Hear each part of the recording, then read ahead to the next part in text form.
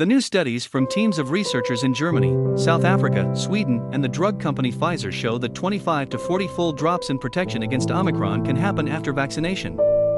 They also found that some monoclonal antibody therapies are ineffective against it.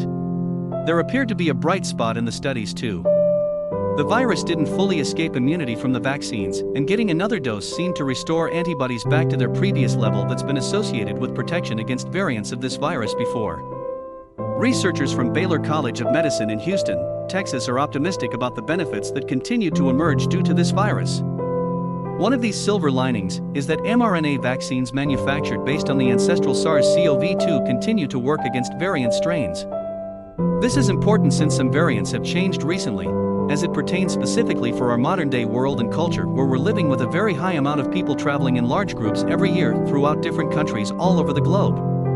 The strains so far vary by their degree of being neutralized by the antibodies from these vaccines, but they are being neutralized nonetheless, she says.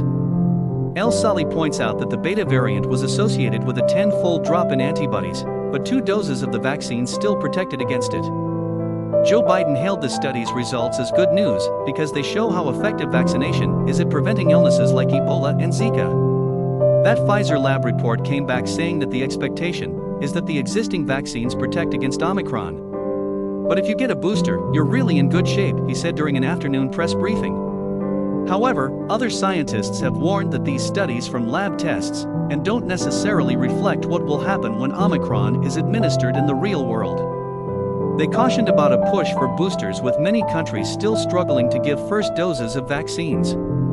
Dr. Swaminathan of the World Health Organization and chief scientist for Omicron studies in a press briefing said that the results vary by as much as 5-fold to 40-fold. The types of lab tests done for this patient were different to the ones that normally would be run. The small number of blood samples involved in these tests made them less effective, as they didn't give a complete picture. She stressed that immunity relies not just on neutralizing antibodies, which act as a first line of defense when an invader enters the body. This is only one part of how you can protect yourself from disease and death. You also need B cells and T cells to do this, which have been less impacted than antibodies so far in testing. So, I think it's premature to conclude that this reduction in neutralizing activity would result in a significant reduction in vaccine effectiveness, she said. Though the first-generation vaccines didn't seem to stop Omicron, they may just be a step in the right direction. But using these new vaccines isn't enough to save humanity. CySec's study revealed that even though these first-generation vaccinations work well for a short period of time, their effects grow less and less significant over time with repeated use. CySec and her team tested the immune response of those who had been vaccinated with a vaccine that contained antibodies to the Omicron virus 3 months earlier. They compared their results against volunteers who hadn't received any vaccines, discovered that only 25% of those exposed to Omicron were neutralized by their own antibodies versus 95% for Delta variant viruses, and about 37-fold reduction in how effective these antibodies were at fighting off viruses. The data confirmed that developing a vaccine adapted for Omicron makes sense, she tweeted.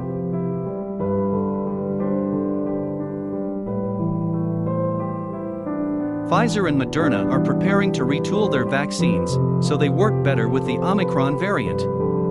According to Pfizer's latest press release, they can start deliveries of that updated vaccine in March of 2022 pending FDA approval. What the booster really does in neutralizing Omicron right now, they don't know. They have no idea, says Dr. Police, who is chair of microbiology at Mount Sinai School of Medicine in New York. Police says he was definitely concerned about possible Omicron waves. There are 4 major sites on the spike protein targeted by antibodies from the vaccines, and all 4 sites have mutations, Police warns.